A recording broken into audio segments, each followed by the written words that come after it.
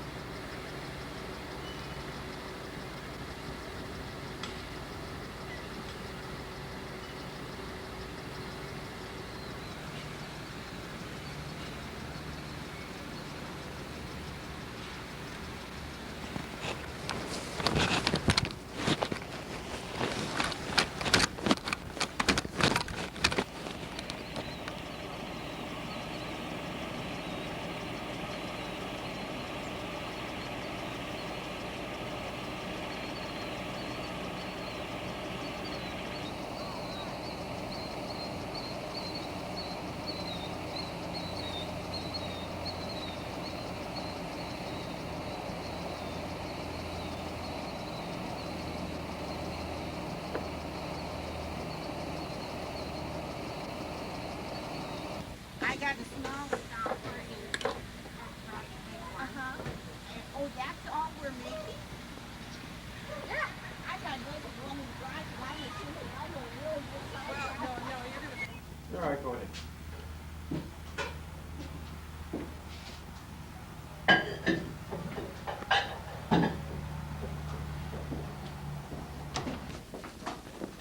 All your baking bread, your tin should be warm, never should be cold. Oh, yeah? Mm-hmm. Mommy? Oh, that you just make more things upstairs. Yeah. Well, that's what they're here for. So we don't have to go up there. Yeah, Crap soup. crop soup, yes. Well, I just warm me up for my bread.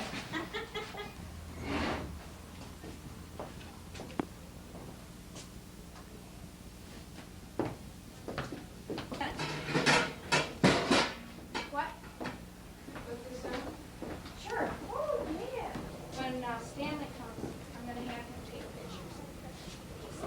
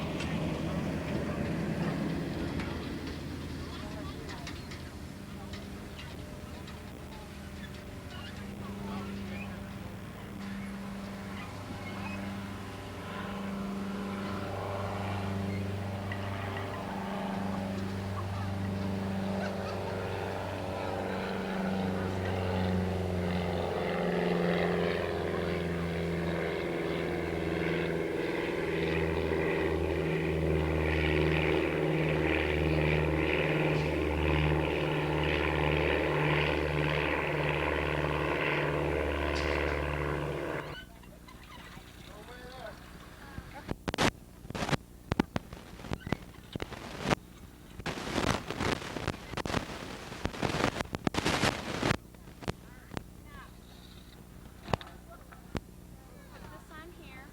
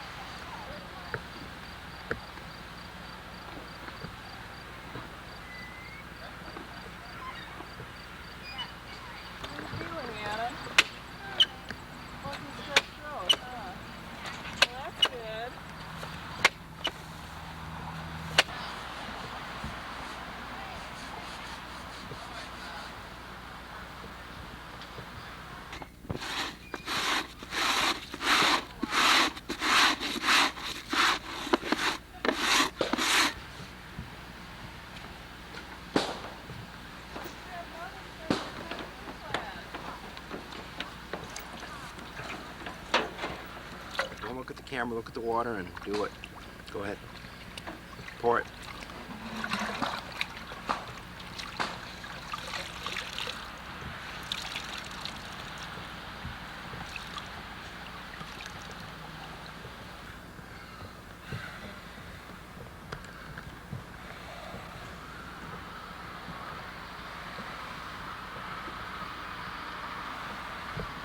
Let's see what we got here.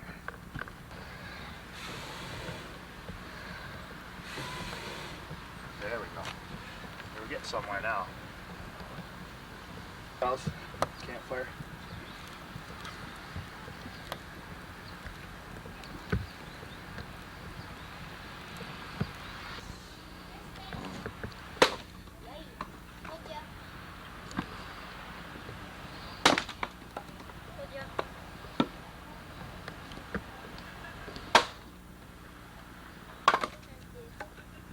And the big ones you can chop.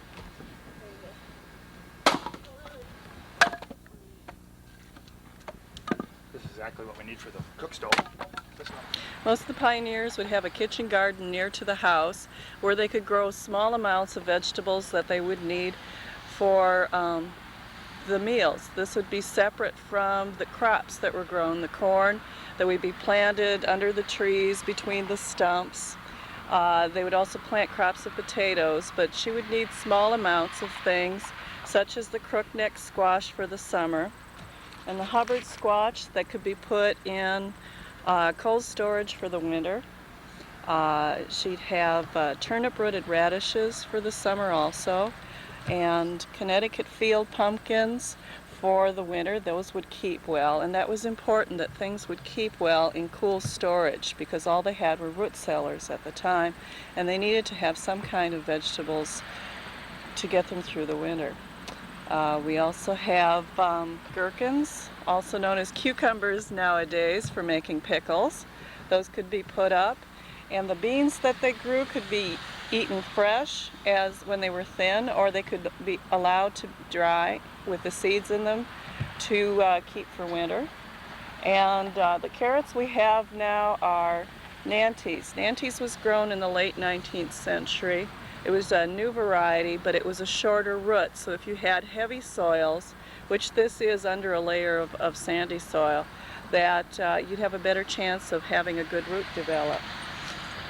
The corn is called Tuscarora, and the tomatoes are called yellow pear, and the peppers are called bullnose, I guess. They're a large pepper. That's what they grew them for.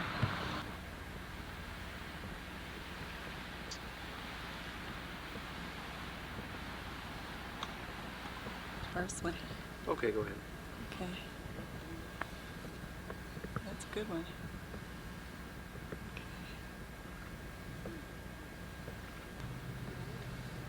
Tell your mom some of these pickles are ready to pick if she wants to get them do a pickling.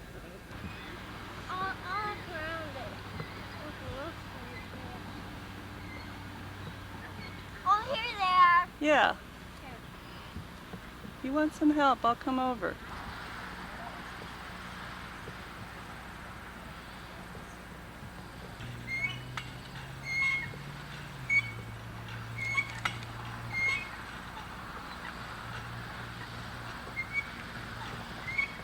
Okay, and then we'll get the one over here. There's a... There you go. There.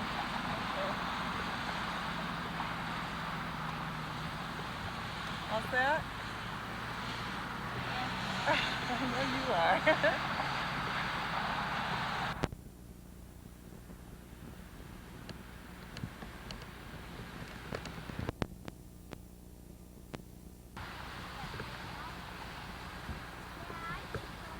I feel much more secure.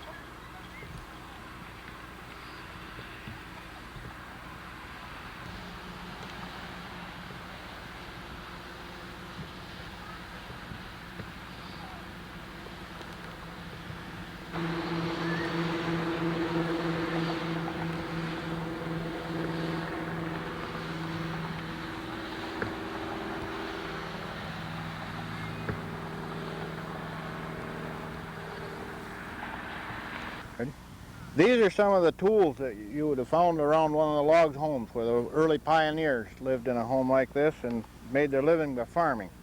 I've got these tools laid out and start out with tools that would have been used for planting the crop in the spring and harvesting in the fall. Okay, this planter would have been used mainly for planting crops like corn and beans. This would have been one of the later ones, probably close to 1900, because it's got a compartment for the seed and also a compartment for putting in some fertilizer, some chemical fertilizer. So this one would have been for bigger seeded crops like corn, beans, and that sort of thing. When you pull the levers apart at the top, it closes at the bottom. So you've got a pointed area. You stick it into the ground, open it up, the seed falls out, and then you pick it up, pull the handles apart, and it's ready for another planting. You can walk right along, and after you've practiced for a while, you can do it at almost a walking speed.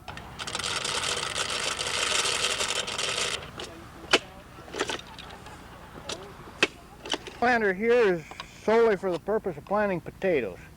With a little bit of practice, a couple acres a day could be planted, but I would rather guess it'd be a long day, probably from sun up to sundown. You put your potato seed in a bag that would hang over your shoulder, like this. Then you took the planter. You could walk right along. You push it in the ground with your foot. Work the planter, and you drag your foot over the spot to cover the seed up. An older style planter for beans and corn. It used just the seed. There wasn't any hopper on it for planting the fertilizer. You used it about the same as the others. Every time you pushed the head on that foot out front way, it opened it up so some seed fell out. Okay, this seeder is used for planting grain crops like oats, wheat, barley, rye, any of that sort of crop. The ground would have been worked up, and then this machine spread the seed on top of the ground, and then you would have worked it in with a drag. Turn the crank, it makes the spinner turn, and you... Okay, this was called a cradle, and it was used for harvesting grain crops such as oats, wheat, barley, and rye. It's a scythe on the large scythe blade on the bottom, and then it's got these wooden fingers that when you cut with it, they would have caught the grain, and then you could drop it on the ground in bundles. And you could come along later and tie the bundle so you could shock it up to dry. These are the tools that the pioneer would use to make his living while he was living in log cabins such as we have here. Okay, this is a corn sheller. It was used to take the corn off the cob so it could be used for animal feed or feed for the people as well. It would have been made into food for people living in these log cabins.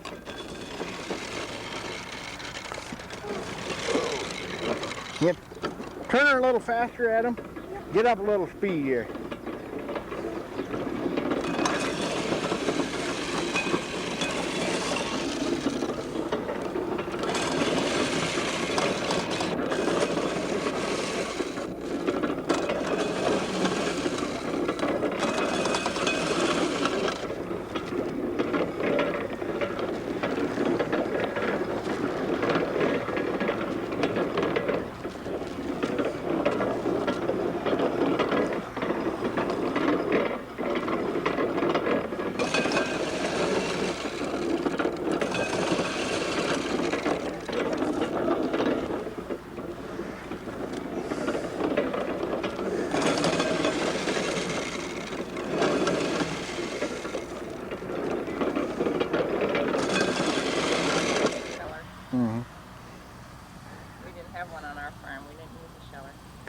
Well, I can remember we used to shell little corn for the chickens every day when I was a kid.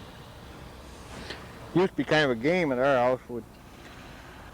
Whoever was putting the corn in tried to get enough in so they could plug it up and stop it, and the one turning the crank always tried to keep it going fast enough so you couldn't stop it.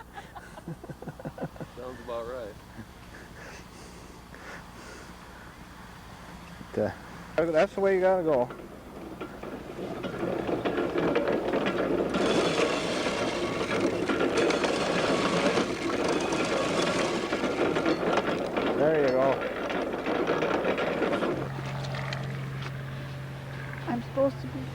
Well, no, just don't worry about it. Just talk to me. Okay, so Okay. go ahead. Talk to me about washing clothes now. All right. Welcome Well, let's to... wait till this plane gets past us. All right. I don't think they had any planes back then, did they? He could be a problem today. Let's see. Today I'm washing clothes. This is Monday. We had a nice day off Sunday going to church, and so now today we have to get back to work. And we made soap a while back, so I've got homemade soap made out of lye and lard. So I'm just so happy to be able to wash this morning. And I'll put it through the wringer here.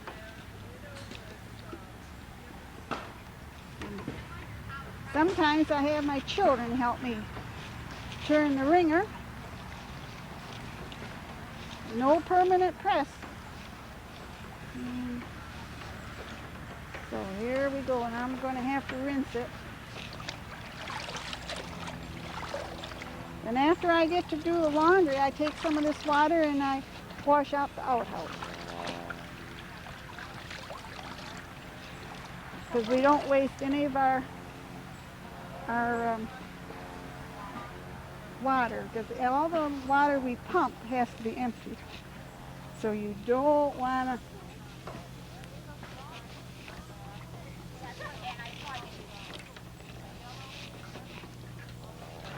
my clothes, been to church yesterday, now we have to get back to work. We've got some nice homemade soap made out of lye. I don't know where my children are this morning. They're supposed to help me sometimes, but maybe they're helping their dad in the garden. It's a good thing I have this scrub board that takes out a lot of the dirt. Everybody in the family really has to help.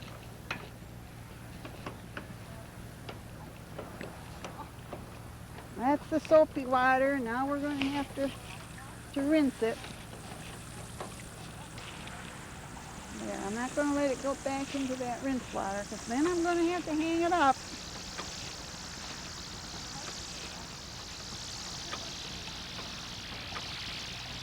There we are. All set. Bought aprons because we had to keep our dress clean. We didn't have very many, and so this is our aprons.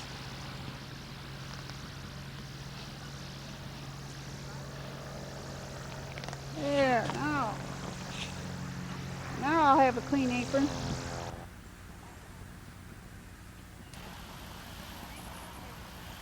Okay. In the spring of the year at the log house, that's the time of the year when the sheep were shorn.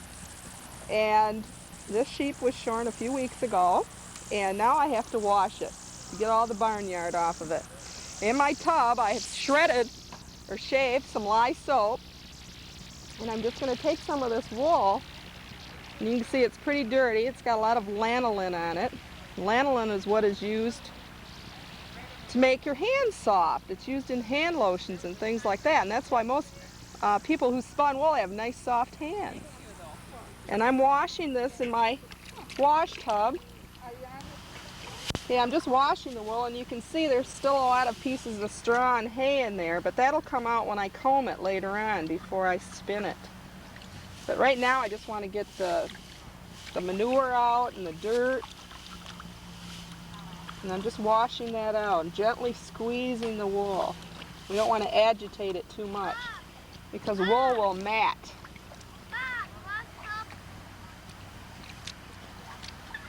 So I'm just squeezing the wool to get the dirt out. Okay. Now I'm going to take some out. And I have to hang it up to dry.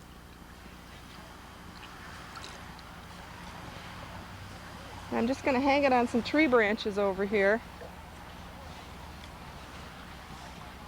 so it can dry.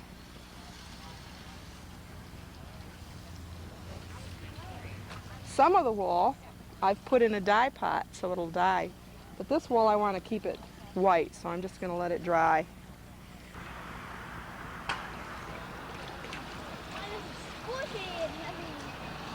This is what it looks like right when it comes off the sheet.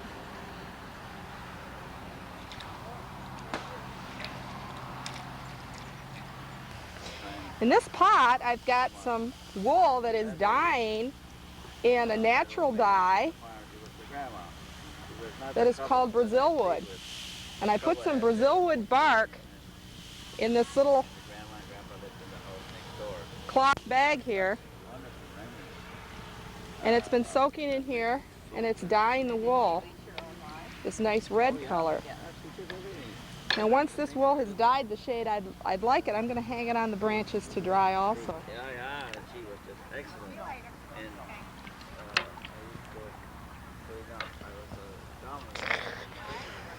The wool that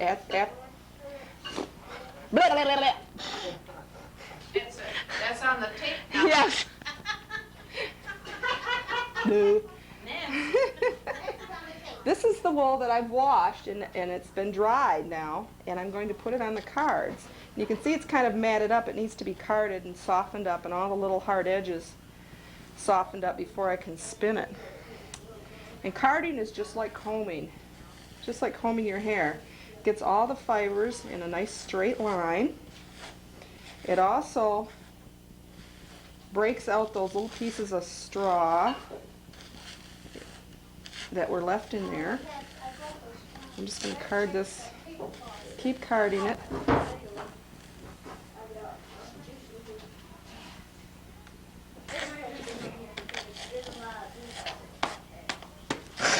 Let me quick get this carded off. Okay, once it's carded, I can take it off the cards. This is called a roll-log. I'm just rolling it off the cards, and now it's ready to spin.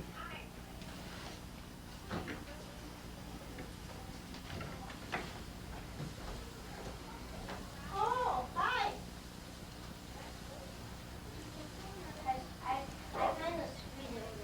Now I'm just spinning this into a single ply thread, and later on I will have to ply it, take it off the wheel,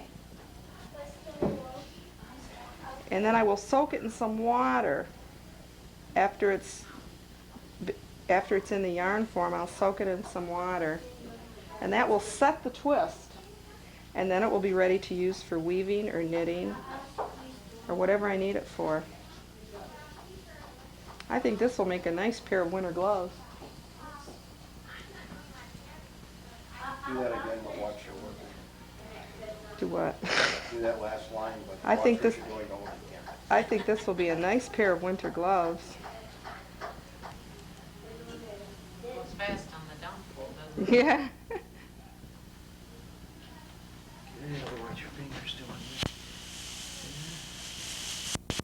But I did. Just working with all this wool and lanolin just buffs them up nicely.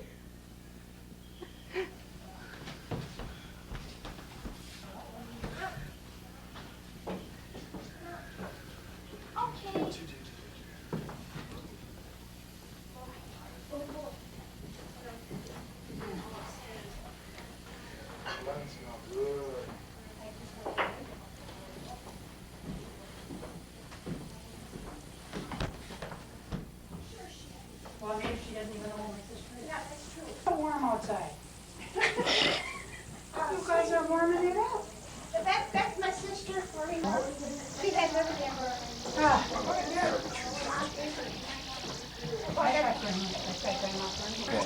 Poor bag looks just like my land. Yeah, but look at the nice ones up there. We got all these Why would we have garbage out here? Where's the electricity? Garbage. I just, What are you picking up, CB or something? okay, these are some, Okay, and these are some of the things that the early settlers did during the log house times. Okay, go ahead. Come and say hi. Well, I'm putting together a quilt so that we can have warmth in the winter when we need it, when our fires and everything else are. We use the old pieces from our clothing and other things and put a bat, get a big bat in the back and between the two. I've sandwiched this, put it together, and now I'm finishing it.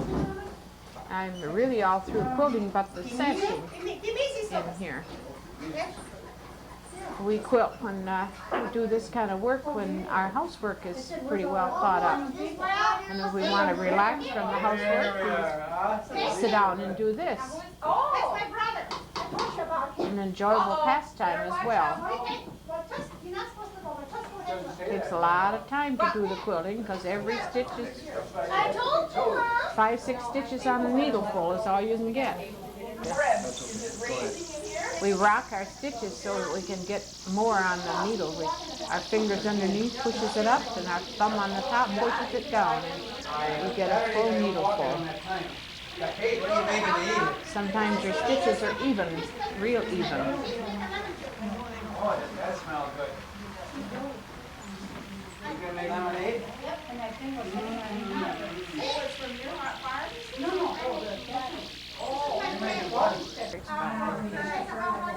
We had oat milk. This is That looks like rye bread to me. 2 cups of whole wheat, 2 cups of corn flour, and 10 cups of white flour. What's the second kind? Whole wheat, what else? She tells it he goes now, I can. I made my No wonder it's so warm outside. You've got the oat heat flour. on. I put it in the blender Guess it's and lemonade. blend it. Boy, Robin that's the way it went out. You ready? When I get this quilt done, I'll keep on making because I try and give one to all of my grandchildren so that they all have a quilt to keep in their homes. Nancy, all about her. I mean, Susan, I know Susan. Okay, we need to do that again with the log homes.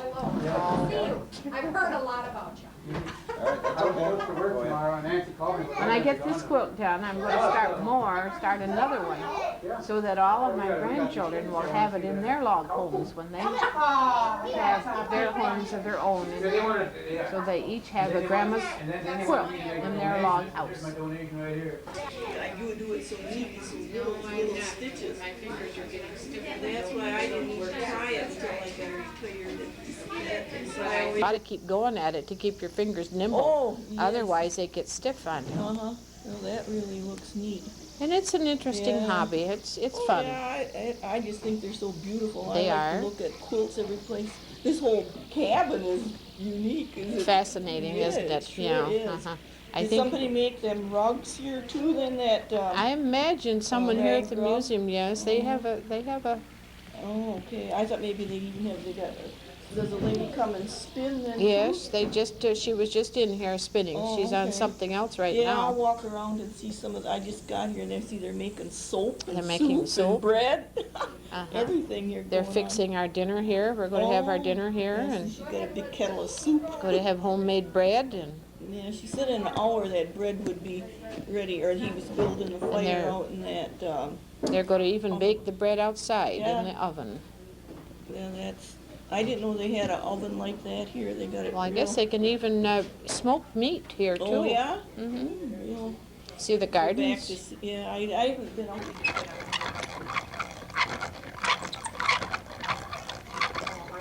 Today in the log home we are making butter. Okay, don't look at me, just look at what you're doing and do that again, okay? Go ahead and tell me about it again. Tell me what you're doing again. In the log home we're making butter. And tell me how you do that. Well, we put cream into the jar and we just crank it until it's hard and then until you can't churn it anymore. How long will that take? About half an hour to 45 minutes.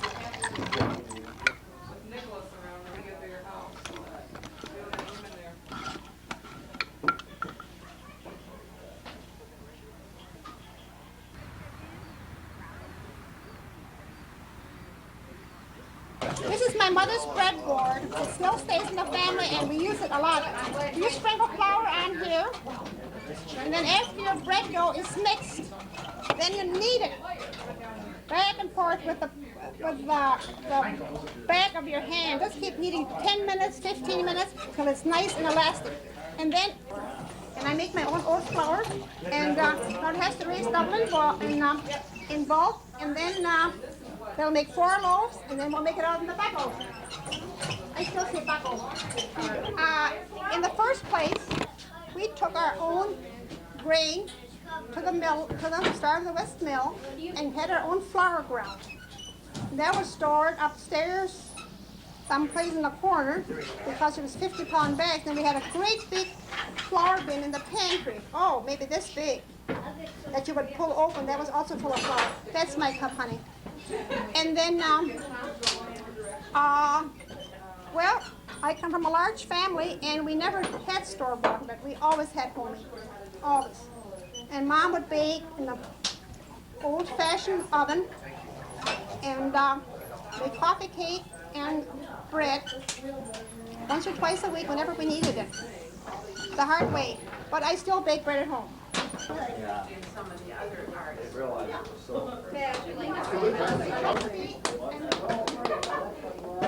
Let's start from the pioneer's home and then tell me about it. Okay. You don't want me to look at you, do I? No. Okay. All right, can I start anytime? Okay. Today in the log house, we are making vegetable soup. We've had cabbage put in it, string beans, turnips, carrots, celery, things from the garden, onions, peppers, potatoes. Smells wonderful.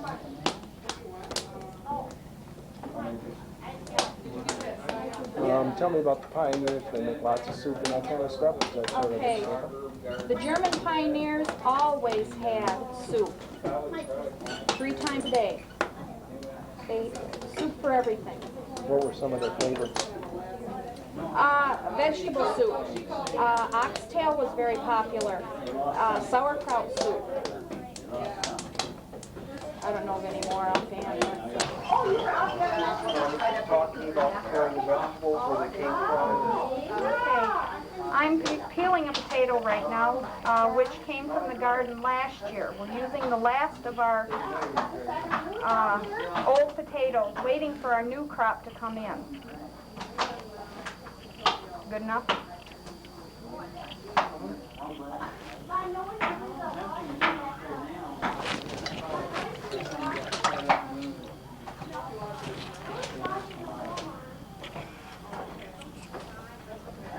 Okay, I'm going to cut it up, put it into the soup. Hey, do that wash off.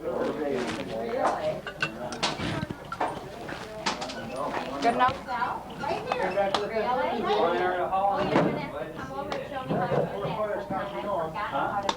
Say something like we just added one more potato here to this one. Okay, we're going to add more potato to our vegetable soup. The family likes potatoes. All right, go ahead.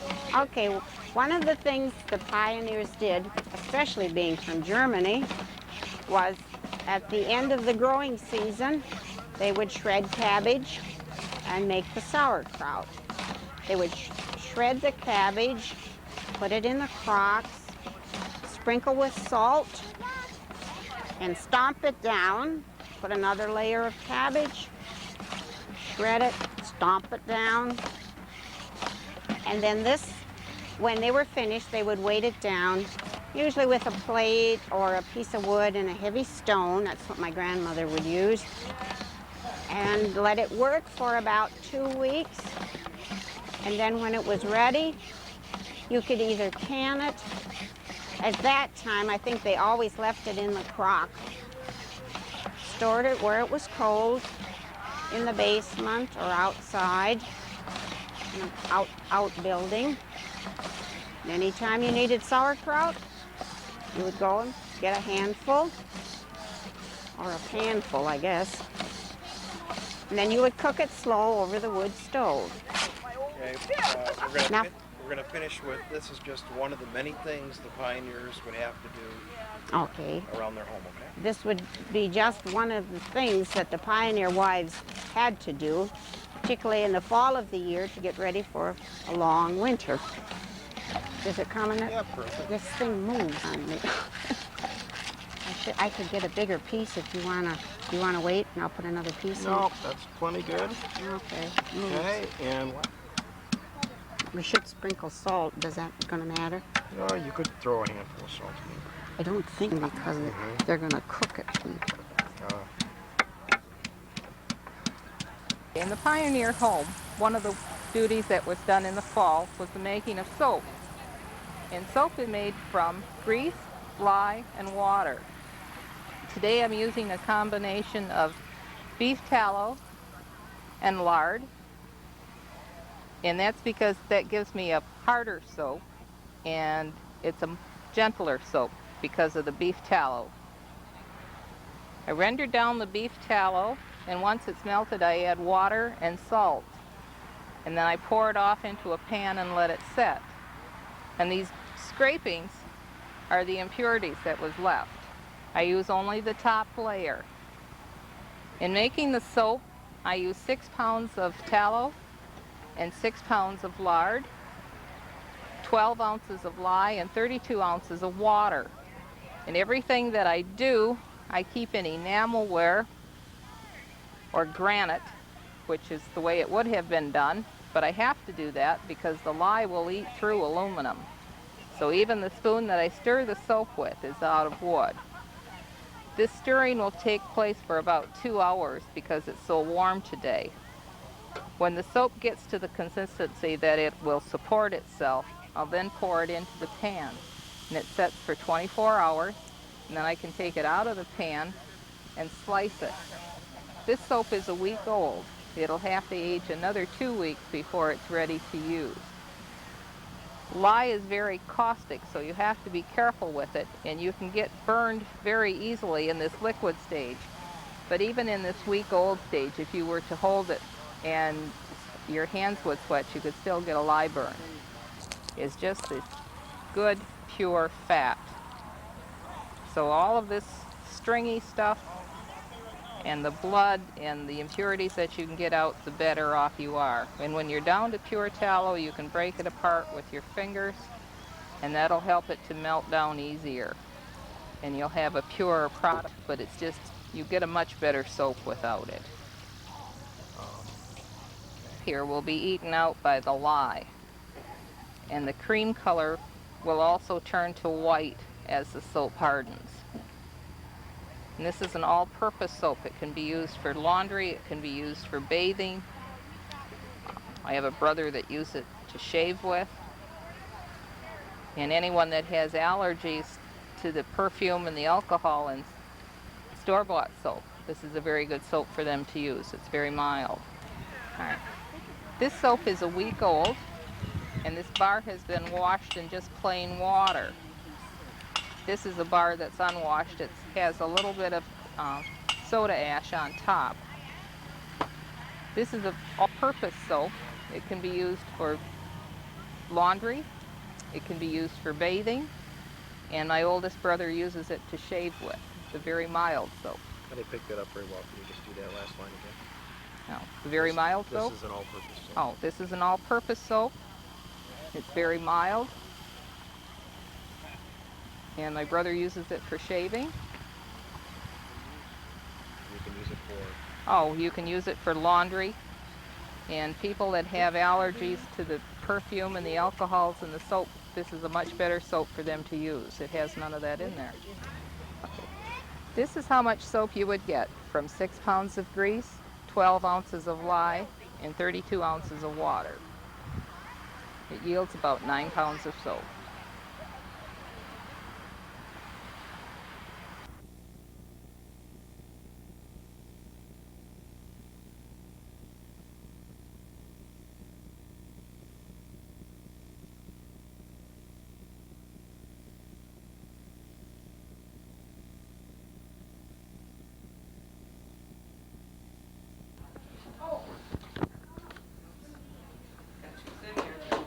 Nancy's finger has to go kind of fast, don't you know?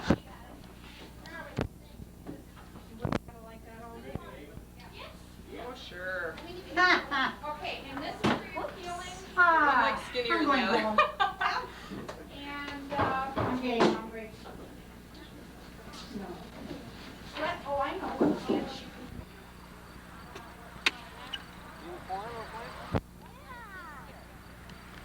What's this one? That's another kind of a corn plant. That's a little older one. And you use this one like this.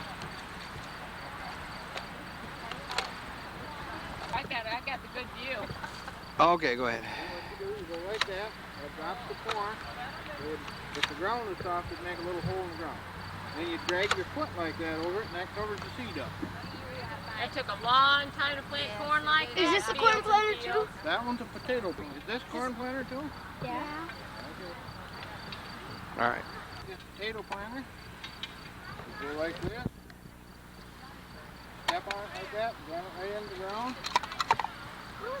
Eggcorn. Oh, neat. Then you drag your foot over them and cover them up too when they're loose ground. Yeah, Go ahead, you great guy. down like this. He wants to see you bite into it. And you walk along like this when you plant. Yeah. Wheat, Like rye, Uncle oats, Lori that used size to of do grain. that. Or you can even plant real fine stuff like clover seed with it too. Bye. Stand back a little ways so the grain's gonna fly right out.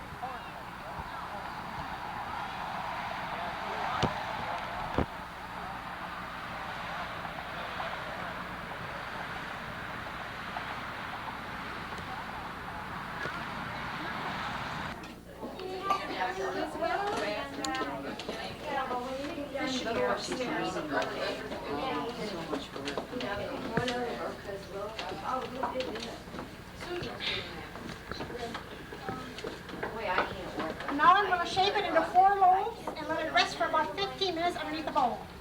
No, indeed, I tried it once.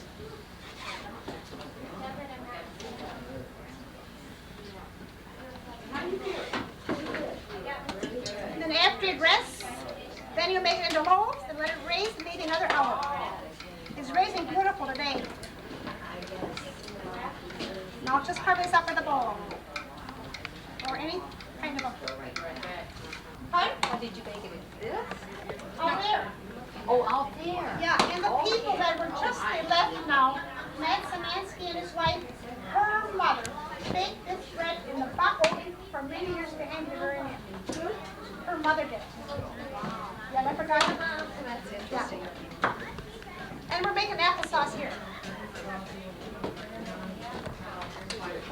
12 o'clock noon. You want me to stoke it or something? Or? Yeah, fool with it. You need a. Talk to me while you're doing it. What's that? Talk to me while you're doing it Good morning. here. Yeah. Good afternoon. No, I'm stoking up the fire to keep it moving around so it stays nice and hot because we want it hot so we can make our bread in an hour. If we don't, it won't be ready for lunch. And then I'll be chewed out. But other than that, we just got to build a fire. This is my second stoking. Got to stoke it up twice, and then we pull all the ashes out, all the cinders, everything out on the ground, and then the residual heat that's in there will cook our bread, pies, or whatever else we want to cook. So that's pretty much the story. We got our smokehouse, and we're smoking a little pork sausage in here today for lunch to feed all the help that's out here today. Gotta see if the smoke's died out a little. Ooh, I guess not. But almost. We're just about ready to get in there and get the sausage any minute. I imagine if I left the door open, it would die. We'll give it a few more minutes to see how it goes. Here we have smoked pork sausage. And boy, are these hooks kind of hot. Okay, I'll let you get out.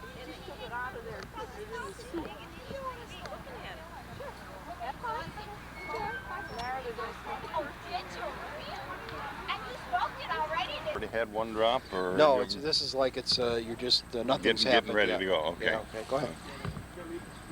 What we've got here is a field 150 feet by 150 feet, 50 yards square, and we're going to turn 3 cows loose in that field. And when one of the cows does its business, that will be marked with a flag.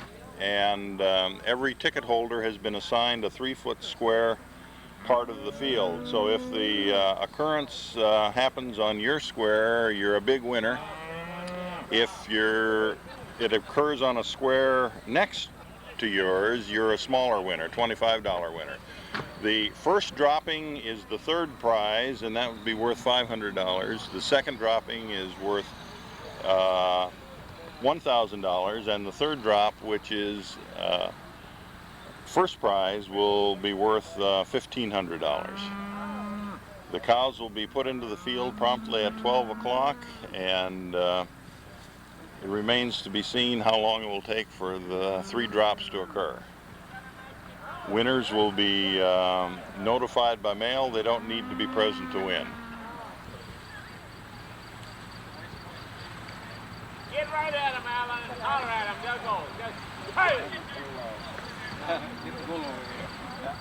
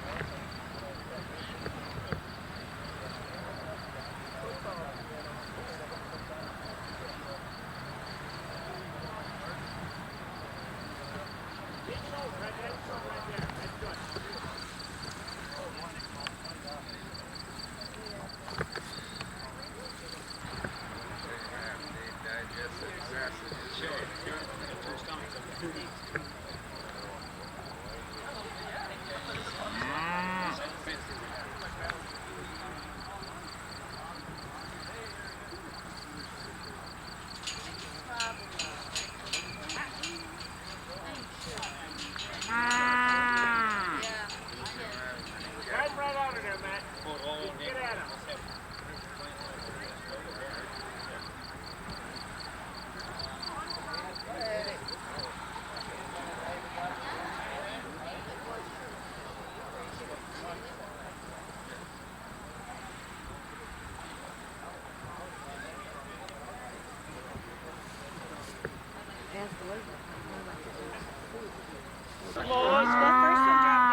Yep, 18 and 19. That's 11 minutes.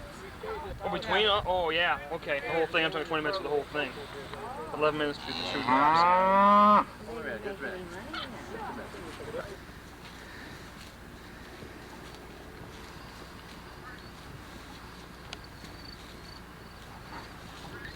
All right, ladies, look this way.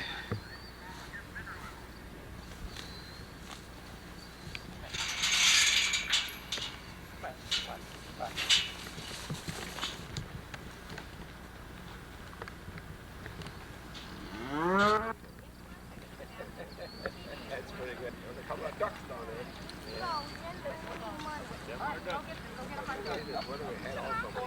Brandon, go get a hot dog.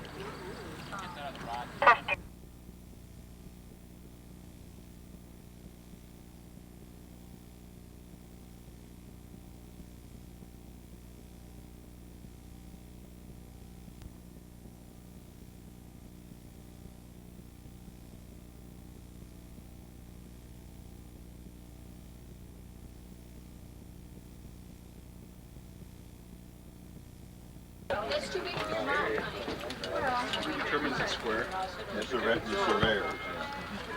Yeah. They're measuring the distance from the corners, and then from that I can tell from this sheet what square number it is. And then from price it was the blue flag. The blue flag is $1,500. We were real fortunate that all cows dropped within 19 minutes. So it's a real good day.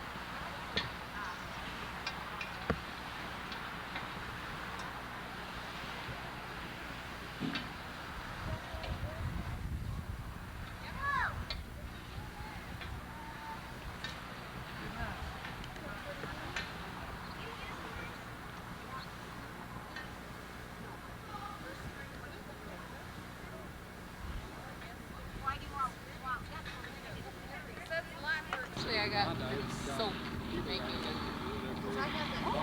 Every week. They've got one in there. 19 minutes. They already know who the winners are? No, they're still calculating the guys that surveyed. We should have had it 3 times 3 new cars at 3 o'clock. Okay, so whatever, if you don't want it, that's fine. Oh, no, yeah. If you, I'll get the stuff up here, I got flour, and I'll mix it.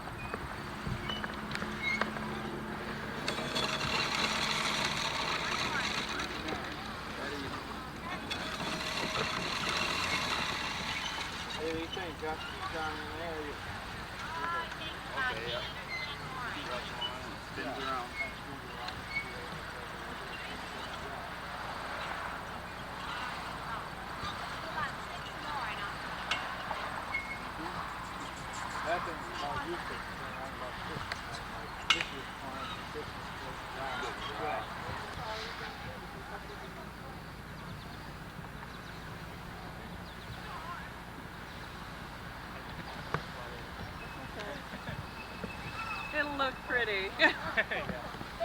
What?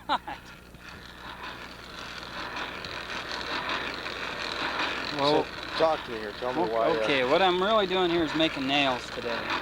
And well, let's back up a step. Why would they have had these? Why would the pioneers have had these? well, around most of the farms, in addition to the community blacksmith, they would have had a little forge like this so that they could have done repair work and maybe fabricated some smaller items that they needed without going to the blacksmith shop. If they wanted something big or fancy or decorative, they would probably go to the blacksmith shop. But there's a lot they could do by themselves. What kind of things would they have made? Oh, a lot of repair work. They could have made a lot of the hooks and cooking utensils and cookware that they needed. Hooks and fire irons, forks, toasting forks. Could have done a lot of repair on the metal pitchforks and hay forks and stuff that they had. Their metal plows, they could have worked on those. They probably didn't shoe their own horses because that was more of a specialist job, but they could have just done a lot of general farm repair in a forge like this. Okay, we've got pot hooks here that would be... Let's back up. Let's say things the settlers would have had to make for themselves are.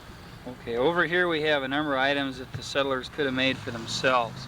I have a pot hook right here, which would be useful for picking a hot pot off the fire. You could also take the lid off of a metal frying pan or a metal kettle without getting burned.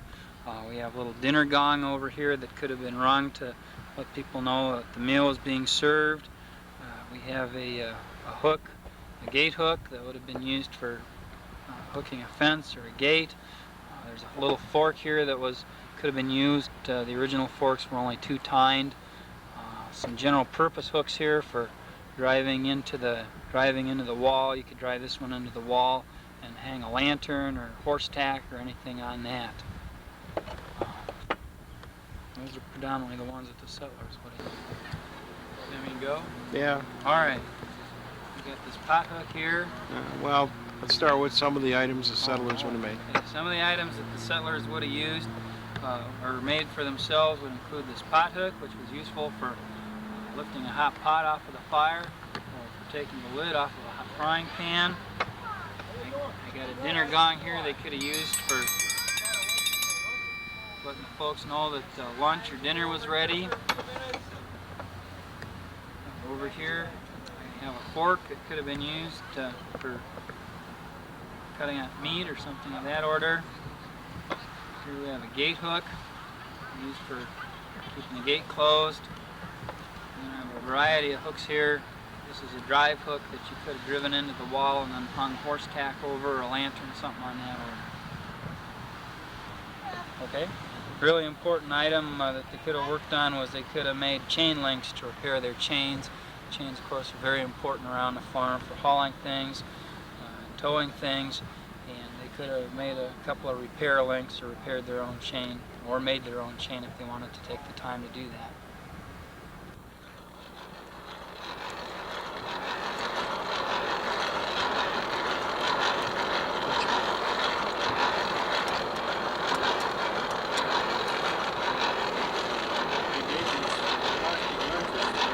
Right. Another important item that they would have made was some of their own nails. A lot of times farmers would make nails during the winter. They could make up a barrel or two of nails and take them into town and trade them for other things that they couldn't make or obtain for themselves. There are 3 steps in making a nail.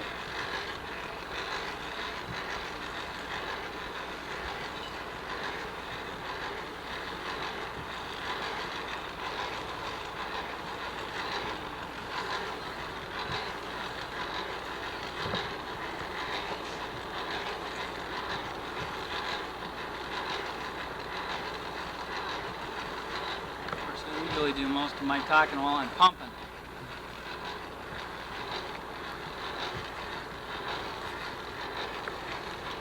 Okay, you ready? Yep. Here goes nothing. Another important thing that the early settlers would have done with a forge like this is make their own nails. There are 3 steps in making a nail. The first is to point it. The second is to draw it out and notch it. The third is to pound the head on it. I'm going to go over to the anvil now. Put a point on this nail.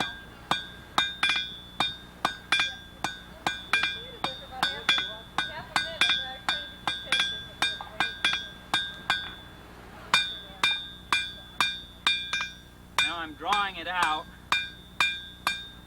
so that it will be a useful length.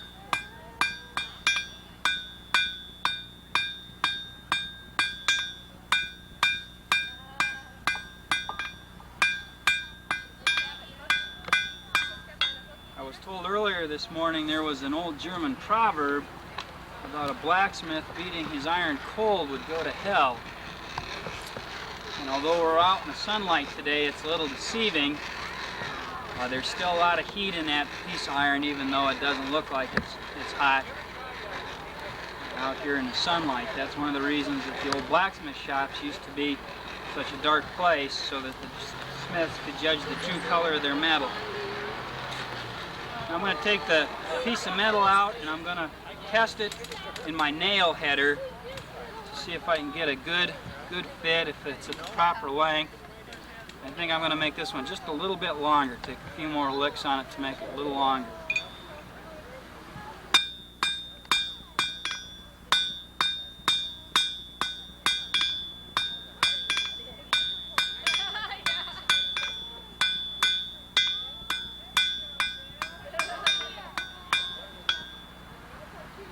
Take a look at it again. Decide that probably is about a long enough nail. I'm going to guess I need about that much more to make a head, so I'm going to notch it up here, make a mark on it, and I'll heat it up and notch it on the 4 sides.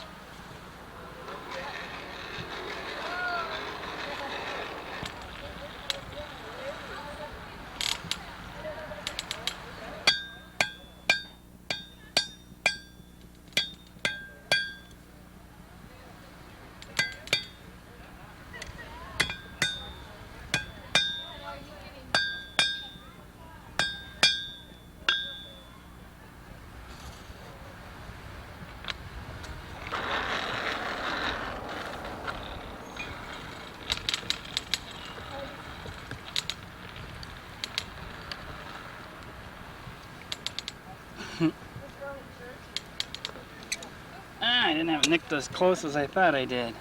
Oh,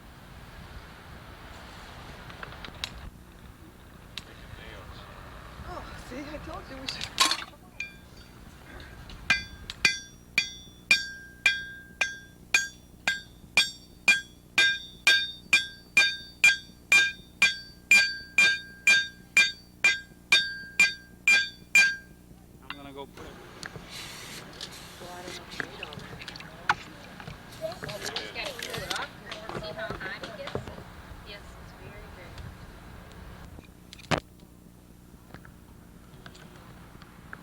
Okay, try her again.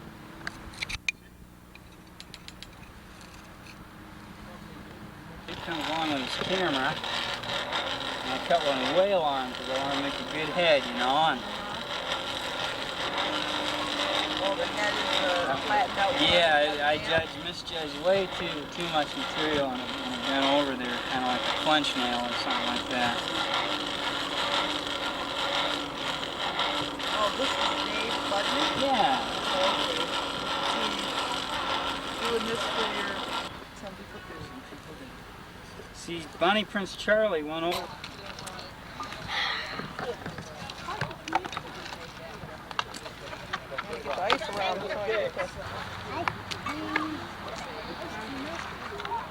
I scream, you scream, we all scream for ice cream, right? Now you're showing your age. Oh. They won't sing that song anymore today. Whoa! No, don't put your fingers in there. That's cute.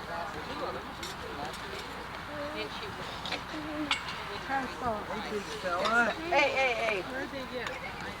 Wait a minute. Eric. Here, Eric. Have some ice cream. Out of the river? Steve, I didn't know which Eric you were talking to. Want to taste, Mom? Yes, sir. Real good. Good. Find your living, nothing like it. Thank you. Once again, No, Mom. to the Our cook. central, our woodsman, our main source, main man. Are we gonna be able to? That's not, that, Are there any in there? Hey! no. Okay. Where would I find paper cups? Try upstairs in a paper. Are you going to have peach ice cream? Well, it's peach ice What? cream, it's peach ice cream. It is now. Yeah. How's the ice cream? Great. You see any up there? You have to look in a paper bag. Look in a paper bag, she said.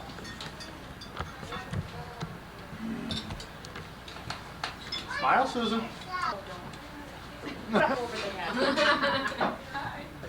Any part you want. Any part? What was pioneer living like?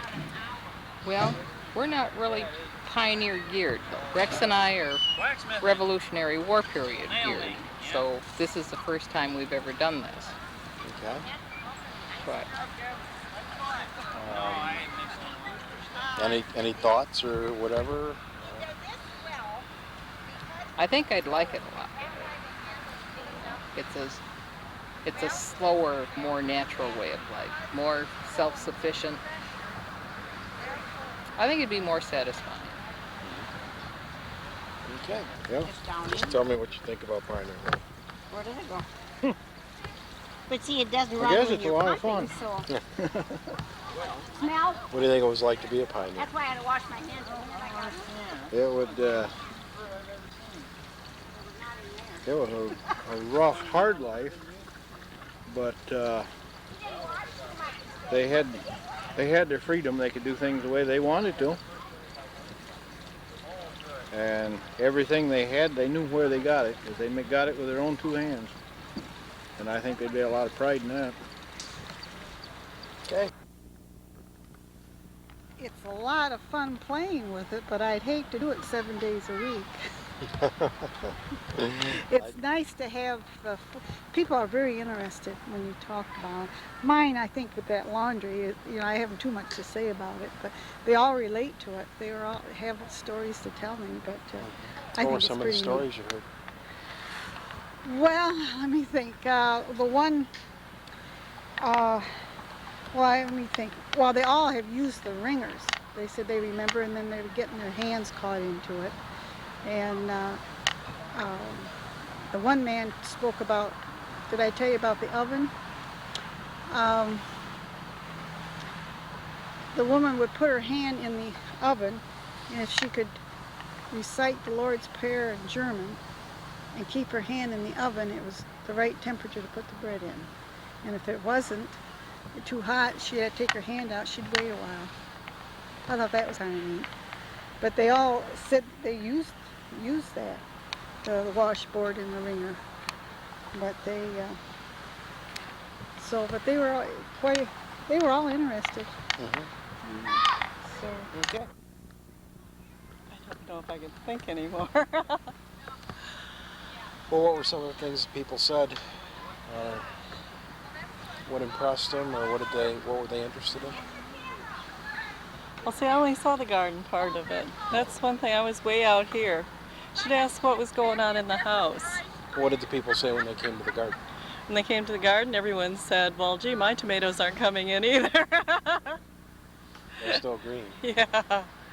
And my squash is doing just as bad as this. And, you know, they remarked on things like the nasturtiums and the celeriac, because not many people have seen that. You know, and concept of clothespins in the 19th century, because people thought it was anachronistic. You didn't think they had clothespins?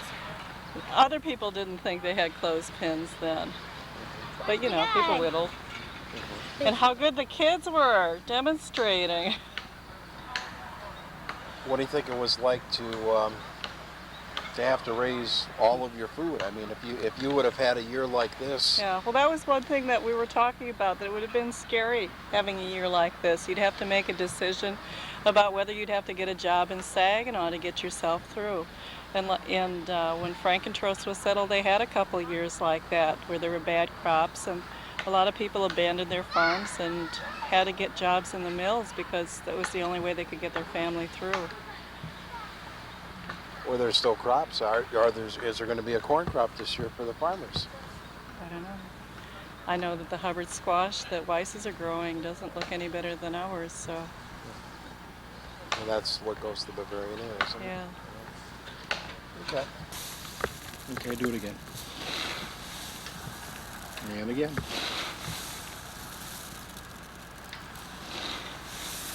About pioneer living. Oh, I'm. Oh. What should I say? I think it was very successful. Would I like to live? Not quite. No. What do you think? It would have been a different kind of life. It takes twice as long to do everything. Is that good or bad? In some ways it's good, in some ways it's bad. It's like you can't keep everything hot at the same time.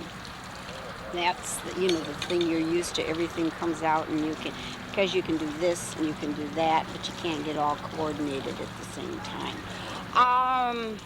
No, the ease of living. No, that would be fine. That would be enjoyable. I think you don't have to rush to watch this TV program or rush to, something else.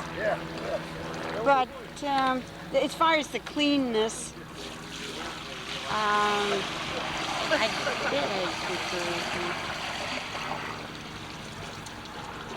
What do you think was the best part about pioneer living? The people coming out and seeing things, how it was, the children. Simple things like a pump, and I thought everybody would know what a pump was. They really don't. Everybody's used to faucets and water automatically coming out. And I found a lot of people really enjoyed it. Of course, people that can remember it maybe enjoyed it more. But the young ones really were interested. And the ringer, of course, you saw that was a fascination. The ringer and the corn shell are for younger ones because it goes and they can see something happening. I thought it was fun. You're living? Yeah. I can talk to you about one thing. This is delicious. This ice cream was handmade by every hand on the place.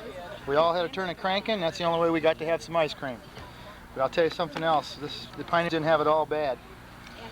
A lot of work, but boy, the spoils are great. But all I have to say is I had a heck of a good time out here this weekend. The people sure seem to enjoy it out here. Man, they were so inquisitive on everything. What were some of the comments you heard from the comments? people? What were they interested in? They thought that we were doing just a great job out here. Most of the people, the most thing I heard was that we never knew this place existed. We didn't even know there was a place like this out here. And then I told them, hey, this is the best kept secret in Frankenmuth. You just got a t-shirt, huh? I hope that we keep it that way. But yeah, they just everything we were doing, they couldn't believe it. And some of the old people, the one lady, she played in the house. It was her dad's built it, or the guy on the front of here was okay. He's dead, but his wife was here. She came up with a white cane and she had blind and everything, but she was so impressed. My husband would be so happy to see what you've done with this. That was the biggest, I think, compliment we had all weekend. To me, I don't know what they said to everyone else. But then we had people as far as from Australia here today. Oh, Dayton, Ohio, Australia. Where else are some of those people from? Just everywhere. They're coming from everywhere. Some from Reese, Millington, Mayville. They were here from everywhere. Good ice cream, huh? Mm-hmm. What it was like to be a pioneer? How close do you think we were with our program? Where do you want me to start? They're watching Wayne's World. I went to the video store last night and 5 o'clock in the morning. Start the night before. Usually Sunday night we had to carry the watering from the pump or from the cistern in the basement. We had a pump in the bathroom. There was cistern water or the well. And then she had a big copper kettle on the stove. And that would all be filled up the night before. And then she'd get up about 4 o'clock, start the fire. And the night before, the tops were set up with a hand wringer, like what we have here. And then sometimes before we went to school, we would help her scrub some of the stuff on the washboard until it was time for school. And then, did all our own baking. We had a wood stove. Made all our own jams and jellies, not with sugar gel, just cooked till it got thick. And did all our own canning, harvested all our own beans, tomatoes, whatever. Then we would butcher once or twice a year and fry down the meat and had the big crocks in the basement full of fried meat with lard. And made our own hams. The hams and the bacons had to be cured in salt brine solution, strong enough to carry an egg on top. And then after it was in that brine for I don't remember how long, then it would be hung in the smokehouse. And like I said before, my dad did smoking for other people. We had a large smokehouse. And so we smoked our hams, our bacon, sausage, and it was hung up in the attic where it was dry. That's where it hung until we used it. And then Dad would take the grain to the mill, to Star of the West, and have it ground into flour. We had all our own flour. And the sugar, well, we'd have to buy that in the store. And then, well, we had, I don't know how many cows we had. I remember how many cows we had. And then Dad would take the milk to the, now where it is FOM, that used to be the Frankenmuth Cheese Factory. That's where my dad took the milk. And then we kept enough milk at home. That milk was not pasteurized. We were brought up on unpasteurized milk.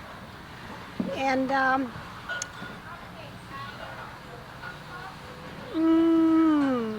like I say, Mom made all her own coffee cake.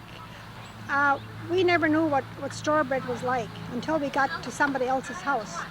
And we thought that was the greatest bread on heaven on earth when we got store bread. And what do you miss about those days? Pardon? What do you miss about those days? What do I miss about them? I was thinking back of my poor mother. She raised 11 children. There's 8 of us left. Yeah.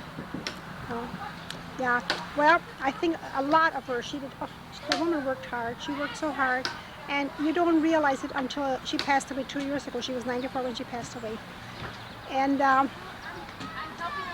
we were born and raised on the Van Fleet Farm Bureau house, where the convalescent home is. That used to be our farm.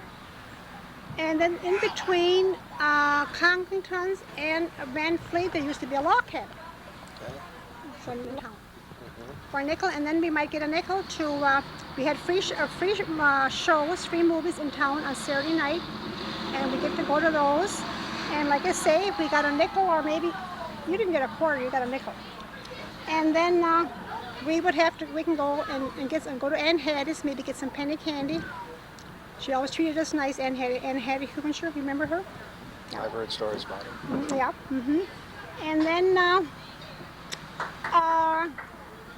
well, we worked hard all day. Oh, then we would go down to the river. Hubenshire's Grove. That's where we all went swimming. I was brought up on the river down there. The whole neighborhood, everybody went down to Hubenshire's Grove to go swimming. And then we would walk home. And then, well, we had our 4th of July picnic, which was great for us. They had, it was called Kinderfest. It was, we were all put on hay wagons, but it's not the Kinderfest what it used to be when I grew up. Well, we won hay wagons, on regular hay wagons. And what was your least favorite chore around that? Doing the dishes. You got time to get cleaning up into tin tubs. They all get their arms in a tin tub? Okay. Great. And then they still throw it up to me. When it was time to do dishes, I was out in the outhouse, reading the catalog. They still remind me of that. Mrs. Pay, do you remember? When it was time to do dishes, you always were out in the outhouse? Yeah, well, yeah, I remember. They still kid me about that. And, yeah, that, going in the chicken coop. Oh, I hated the chicken coop. Oh. How would you compare pioneer living to today's lifestyle? Well, if I tell my children how we were brought up, they just can't believe it. They just don't think. They don't even want to hear it. Oh, Ma, we heard that story before. Oh, Ma, they just kind of shrug it off. And still, we're not satisfied and they're not satisfied. They just think life should be a little bit more simple for them. My children are doing beautiful. They're doing great. But they think they've got hard times now. And but we tell them what we went through, how we were brought up, and what we all had to do on the farm. And but they don't like to hear those stories. Back porch, and they stood on the ground. Yeah. Oh, okay. I know him. Doing Norma. Oh, that's good. Good, nothing. Yeah.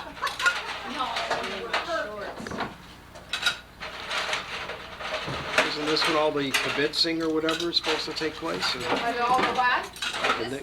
Kibitzing? Oh, you missed it. Oh, we missed The it. stand is way too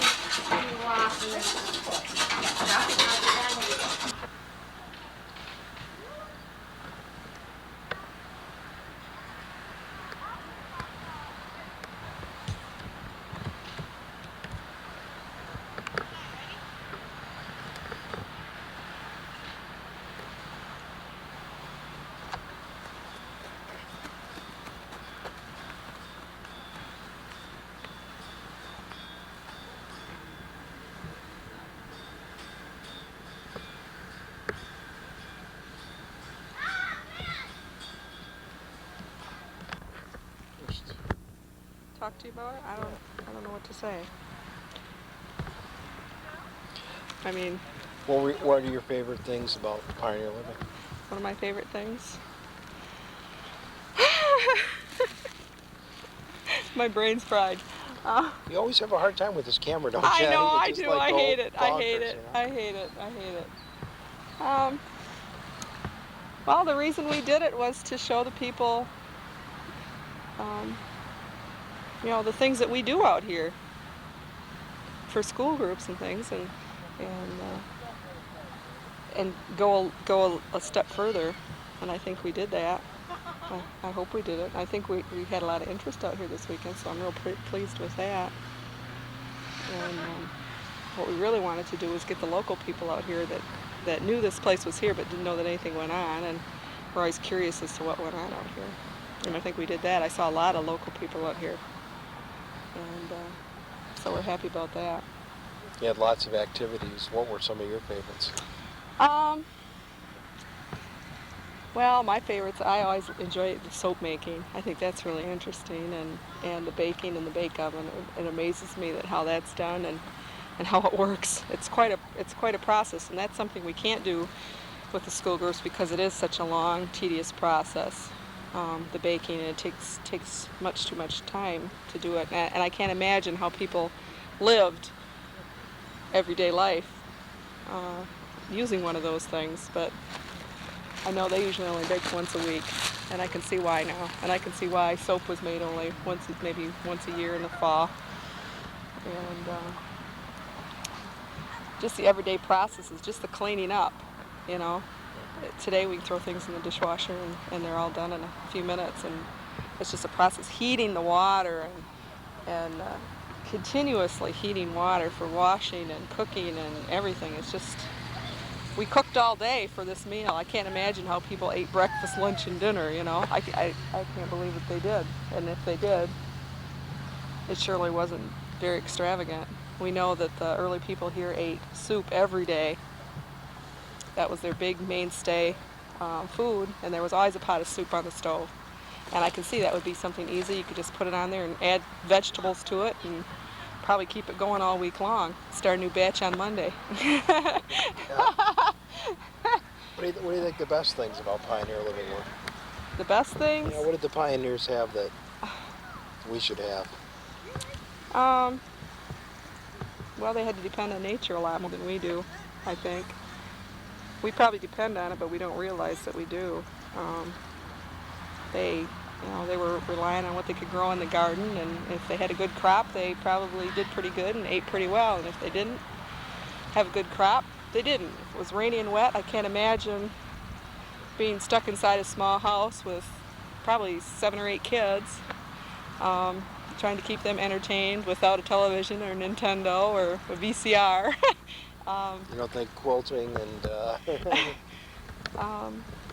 Well, as we've talked to a lot of different people that even grew up 80 years ago, they didn't have that much fun as a child. Childhood wasn't a fun time. It was hard work. They were continuously fetching water and doing things like my boys are doing today, and they're tired at the end of the day. They probably went to bed by 7 o'clock because it's hard. It's just a hard thing to do. So. What's pioneer living all about? Okay, for us up here at the log house, it's portraying what people did 150 years ago, to show the people in the 90s what it was like back in the 1800s. Make them appreciate what they have. Pioneer living, for myself, I think was wonderful living. I think I could live it very easily. But it's fun to come out. Why? Why do you think it's so wonderful? Back to basics. You're one with the earth and nature. I do enjoy that. Simple life. No fast pace. I don't know, I just enjoy it. Very pleased to think that I'm able to participate with the museum, and we have a place around here that we can bring our family, friends, and our school children to come and enjoy the log house. Good enough? What could you do without? If you were a pioneer, what wouldn't you be doing? What wouldn't I be doing out here? Well, what are your least favorite things? Just the pioneers had it so terrible. I can't see how they would ever have done. I don't think they had a terrible life myself. I thought it was very wholesome. God-fearing people, I tell you, they believed in the Bible. And I feel that's what's wrong with our families now. We don't believe in the Bible. We don't have a family unit anymore. No, I can't say that the pioneer living was a hard life. Work-wise, yes. But family-wise, I think it was wonderful. You worked for everything you did. I don't know. I like that. I like that work ethic. What do you think the work schedule of Pioneer would have been? Dawn to dusk, getting up, starting with the wood stove, having the kids go out, maintaining animals, gathering water or fetching water, the wood for the stove, going out to the woods, picking things, going to the garden, numerous things in the morning. Tell you the truth, I really don't know what all they have done. But I know what I would do. I would be up in the morning starting the stove. And I'd have the kids go out and get the wood and the water to prepare breakfast and whatever the day may bring. Well, I don't know, but one of these days you're going to see me living out here.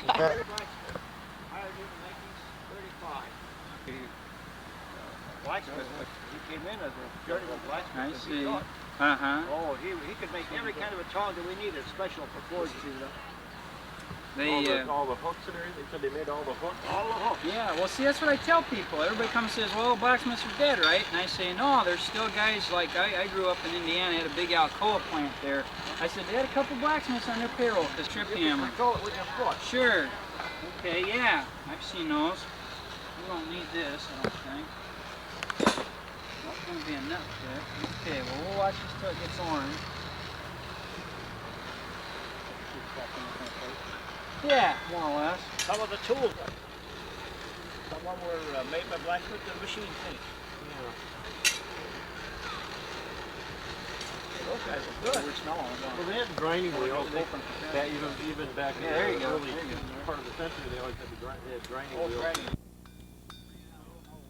Closer, right on the edge, you can get that taper. Yeah, there you go. They're really clobbering.